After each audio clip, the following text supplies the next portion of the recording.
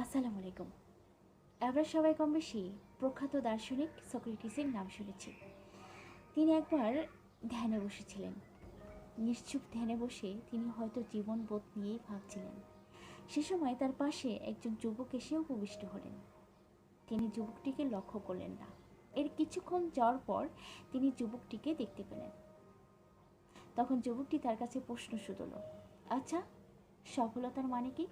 What is the meaning to success? তখন Socrates ছেলেটির দিকে তাকিয়ে হাসলেন। তিনি বললেন, আগামীকাল সকালবেলা নদীর ধারে এসো, আমি তোমাকে সফলতার মানে বুঝিয়ে দিব। ছেলেটি সক্রেটিসের কথা মতো যথারীতি নদীর ধারে আসলেন।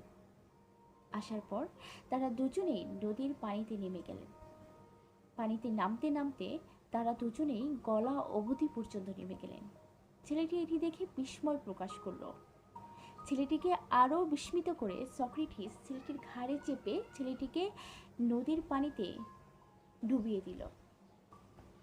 ডুবিয়ে দেওয়ার কিছুক্ষণ পর ছেলেটি হাত পা ছোড়াছুড়ি করছিল এবং আপ্রাণ চেষ্টা করছিল উপরে ওঠার জন্য, কেননা তার নিঃশ্বাস নিতে কষ্ট হচ্ছিল। সে চাচ্ছিল যাতে তার জীবনটা বাঁচে।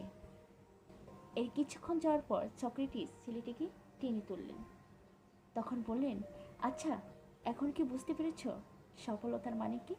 ছেলেটি না সূচক বাণী জানিয়ে বলল, সে এখনো বুঝতে পারেনি। তখন সক্রেটিস প্রাজ্ঞের হাসি হাসলেন। হেসে বললেন, এই যে তুমি এতক্ষণ ভরে মরিয়া ছিলা বেঁচে থাকার তাগিদে, সফলতাও ঠিক তেমনি। যতক্ষণ পর্যন্ত তুমি মরিয়া হয়ে কোনো কাজ করবে, আপ্রাণ চেষ্টা করবে সেই কাজটি পাওয়ার জন্য, এটাই হচ্ছে সফলতা। যে পর্যন্ত তুমি সেই কাজটিকে ভালোবেসে আপ্রাণ চেষ্টা না করে কিছু করবা না, সেটাকে কখনো সফলতা বলে না। আসলে সফলতা হচ্ছে একটা স্প্রিং বলের মতো।